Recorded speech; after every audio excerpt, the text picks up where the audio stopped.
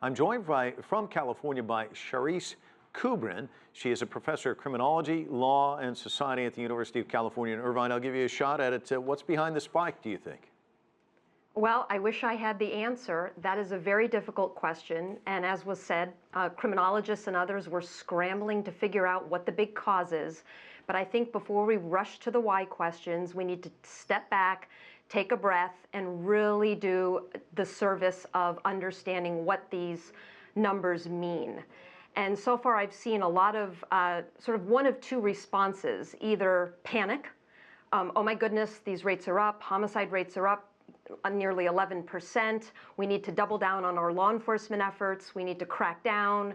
We need to get tough on crime again.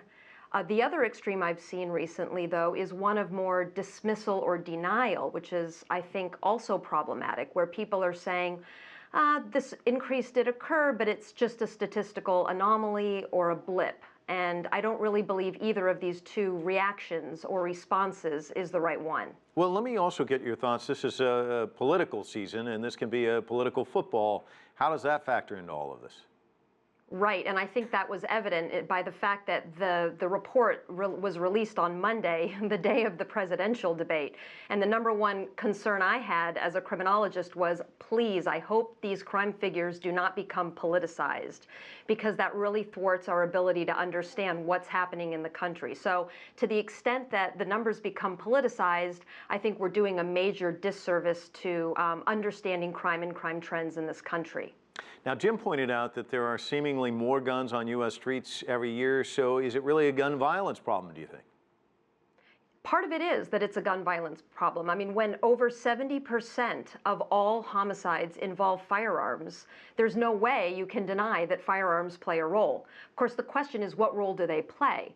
And criminologists like to point out that there's never one source of crime, or crime trends for that matter. Crime is caused by a constellation of factors, some global, some local, some that change over time, some that are more static.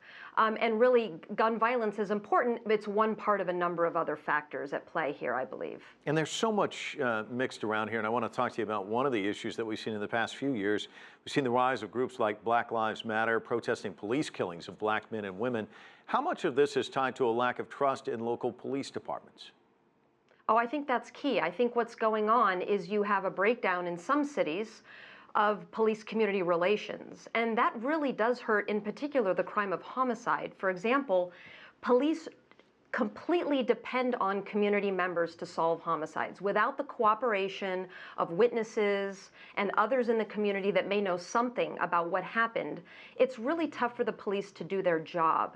And so when police communities relations break down, what you get is less ability of the police to work with the community to solve the problems that lead to the homicides in the first place. So one question I always have is, as these homicide rates have increased, what have we known or what have we seen with respect to homicide clearance rates, or the ability for officers to identify a suspect? If those are down in rising homicide rate times, I worry that part of that may be due to the lack of cooperation between the police and community members. Is that what we are seeing?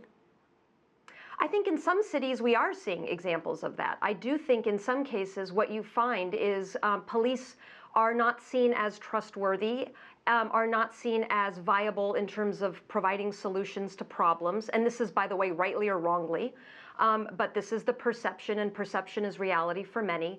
And so what you get in some cases are individuals dealing with crime problems on their own, or responding to issues on their own rather than going to the police. And this can lead to sort of violence spiraling out of control and resulting in more and more homicides in an area. Not to be alarmist, but that can happen. Right, and when you talk about more and more homicides happening in an area, no place more riddled with these types of crimes right now than Chicago, as you know, one of the biggest cities in the U.S. Why is it having such a problem? Well, it's not just Chicago. I mean, Chicago is having a real rough time of it, and these numbers are very upsetting, very problematic, but it's other cities across the United States: Baltimore, Philadelphia, Washington, D.C., Milwaukee. I mean, there's a whole host of cities that are experiencing major upticks at the same time that other cities across the United States have not experienced those upticks. My local city of Los Angeles has remained below average for the last year in terms of homicide rates. So it really does, I mean, we have a saying, us criminologists, and that saying is that crime is relatively local.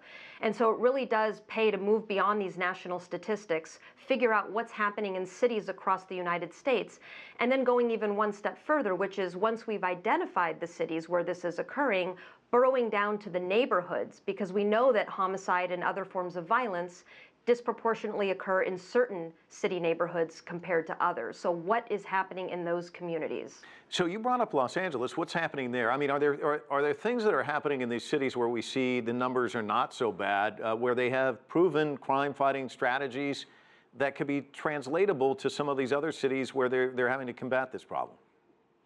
That's a great question. And I mean, one thing we should note about Los Angeles is it's been an outlier for quite some time now. So like many other cities, LA experienced the crime decline of the 90s and early 2000s. But while other cities sort of remained stable and in some cases saw crime increases, LA continued to stay low in terms of its crime rates.